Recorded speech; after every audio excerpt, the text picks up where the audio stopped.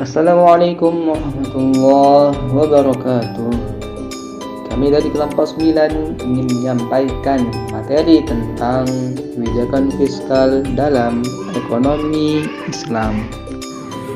1. Pengertian kebijakan fiskal. Kebijakan fiskal adalah kebijakan yang diambil pemerintah demi menjaga pemasukan dan pengeluaran negara tetap stabil, sehingga perekonomian negara bisa bertumbuh baik. Lebih spesifik lagi, menurut OJK, pengertian kebijakan fiskal adalah kebijakan tentang perpajakan, penerimaan, utang piutang, dan belanja pemerintah dengan tujuan ekonomi tertentu. Dan adapun menurut para ahli. 1. Menurut Mustafa Edwin Nasution, dalam ekonomi konvensional, kebijakan fiskal dapat diartikan sebagai langkah pemerintah untuk membuat perubahan-perubahan dalam sistem pajak ataupun dalam perbelanjaan. Menurut Eko Suprayitno, kebijakan fiskal adalah kebijakan yang diambil pemerintah untuk membelanjakan pendapatannya dalam merealisasikan tujuan-tujuan ekonomi. Dan adapun sebenarnya, kebijakan fiskal telah ada sejak lama dalam teori ekonomi Islam, yaitu sejak zaman Rasulullah SAW dan Khulafaur Rasyidin, dan kemudian dikembangkan oleh para ulama. 1. Ibnu Khaldun pada tahun 1404 mengajukan obat untuk transaksi berupa mengecilkan pajak dan meningkatkan pengeluaran pemerintah. Pemerintah adalah pasar terbesar, ibu dari semua pasar. Dalam hal besarnya pendapatan dan penerimaannya. Jika pasar pemerintah mengalami penurunan, wajar bila pasar yang lain pun akan ikut menurun, bahkan dalam keseluruhan yang lebih besar. Yang kedua, menurut Abu Yusuf, pada tahun 798, Abu Yusuf adalah ekonom pertama yang menulis secara khusus tentang kebijakan ekonomi dalam kitabnya, yakni Al-Kharaj, yang menjelaskan tanggung jawab ekonomi pemerintah untuk memenuhi kebutuhan rakyatnya. Abu Yusuf sangat menentang adanya pajak atas tanah pertanian dan menyarankan diganti dengan zakat pertanian yang dikaitkan dengan jumlah hasil panennya.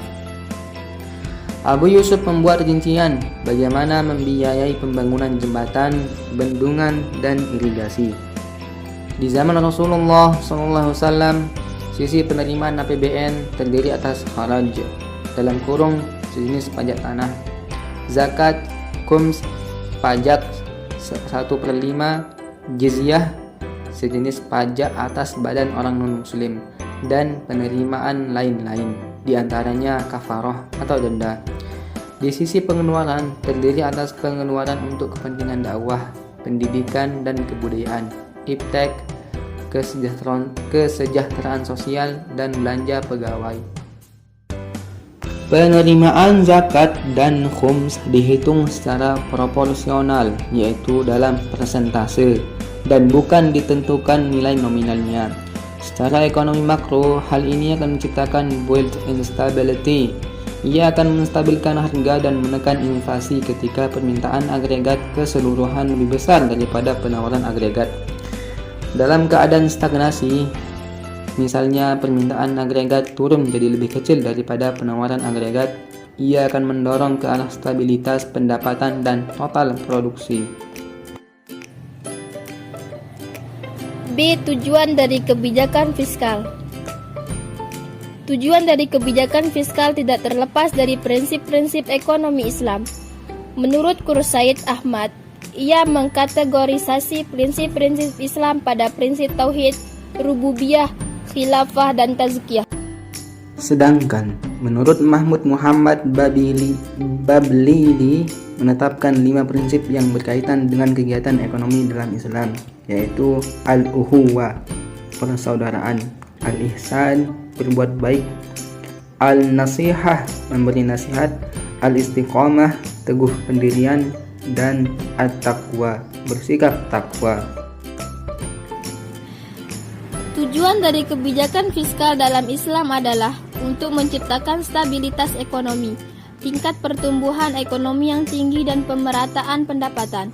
Ditambah dengan tujuan lain yang terkandung dalam aturan Islam, yaitu Islam menetapkan pada tempat yang tinggi akan terwujudnya persamaan dan demokrasi sesuatu dengan Quran Surah Al-Harj ayat 7. Ekonomi Islam akan dikelola membantu dan mendukung ekonomi masyarakat yang terbelakang dan untuk memajukan serta menyebarkan ajaran Islam seluas mungkin. Selanjutnya saya akan menjelaskan tentang tujuan kebijakan fiskal sesuai dengan penggunaannya. Yang pertama yaitu penggunaan kebijakan fiskal dalam menekan laju inflasi. Hal ini jelas karena penekanan laju inflasi akan lebih menonjol dibandingkan dengan cost push inflation itu sendiri. Dapat dipahami dengan benar bahwa dalam Islam dilarang pemborosan dan berlebih-lebihan dalam konsumsi serta segala bentuk penimbunan untuk mencari keuntungan dan juga transaksi yang bersifat penindasan salah satu pihak. Yang kedua itu penggunaan kebijakan fiskal dalam mempercepat pertumbuhan ekonomi. Selama pertumbuhan ekonomi merupakan tingkat tabungan, kebijakan fiskal harus menjadi tujuan dengan pencapaian mobilitas maksimum dari fungsi tabungan. Dalam pengaturan hasil usaha atau keuntungan dari proyek pemerintah dapat dijalankan dengan menggunakan sistem bagi hasil. Para pemegang saham akan saling membagi keuntungan dan kerugian bersama sesuai proporsi modalnya masing-masing. Dengan demikian, segala bentuk transaksi baik itu sektor rumah tangga, swasta maupun pemerintah semua dapat menjalankan prinsip bagi hasil tanpa menggunakan bunga. Berdasarkan penjelasan tadi, kita bisa simpulkan bahwa yang dapat diambil dari tujuan kebijakan fiskal dalam Islam adalah untuk menciptakan stabilitas ekonomi, tingkat pertumbuhan ekonomi yang tinggi, dan pemerataan pendapatan, ditambah dengan tujuan lain yang terkandung dalam C. Instrumen kebijakan fiskal. Perspektif ekonomi konvensional Adi Warman Karim menjelaskan bahwa dalam struktur anggaran pendapatan belanja negara atau APBN terdapat beberapa instrumen alat dan cara yang digunakan untuk menghimpun dana guna menjalankan pemerintahan, antara lain 1. Melakukan bisnis, 2. Pajak,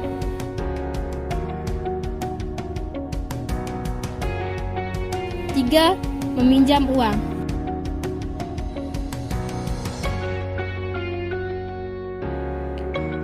Dalam perspektif Islam atau dalam perspektif ekonomi Islam, kebijakan fiskal memiliki dua instrumen.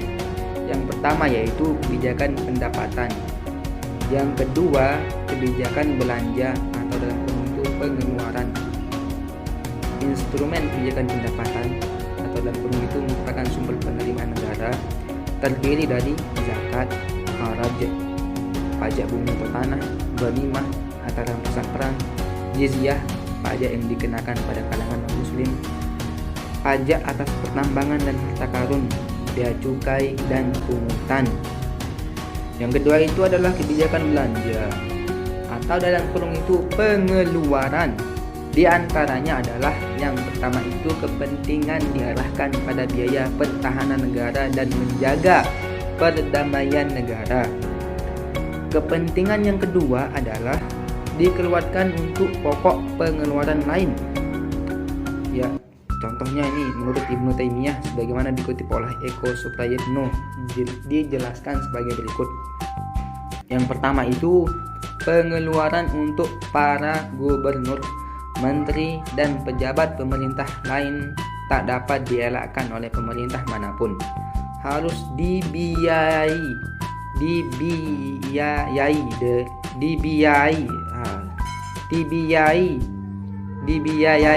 dari anggaran penerimaan FAI. Yang kedua itu memelihara keadilan. Negara harus mengurus hakim atau qadi. Yang ketiga adalah biaya pendidikan warga negara, baik siswa maupun gurunya.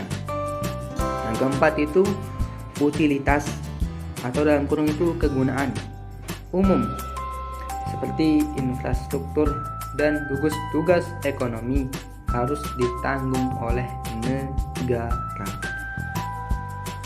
Mungkin hanya ini yang bisa kami sampaikan. Kurang dan lebihnya mohon dimaafkan. Semoga bermanfaat. Apabila ada yang belum dipahami, silahkan tanyakan melalui komentar. Mohon maaf apabila ada kekurangan, dan jangan lupa bahagia. Sekian dari kami. Wassalamualaikum warahmatullahi wabarakatuh.